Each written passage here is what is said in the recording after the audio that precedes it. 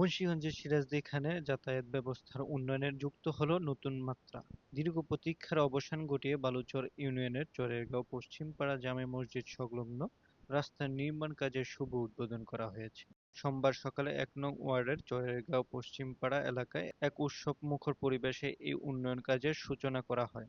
মসজিদ সংলগ্ন ২৪০ মিটার এই নতুন রাস্তাটির উদ্বোধন করেন সিরাজদিখান উপজেলা বিএনপির সাধারণ সম্পাদক এম হায়দার আলী।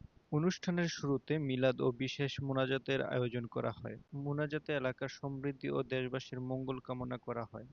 উদ্বোধনী অনুষ্ঠানে বিশেষ অতিথি হিসেবে উপস্থিত ছিলেন বালুচর ইউনিয়ন পরিষদের চেয়ারম্যান হাজী মোহাম্মদ আওলাদ হোসেন ও সাবেক চেয়ারম্যান আমির উদ্দিন চৌধুরী। উদ্বোধন শেষে প্রধান অতিথি এম হায়দার আলী তার বক্তব্যে বলেন, এলাকার অবকাঠামো উন্নয়ন ও জনগণের যাতায়াত নির্বিঘ্ন করাই আমাদের মূল লক্ষ্য।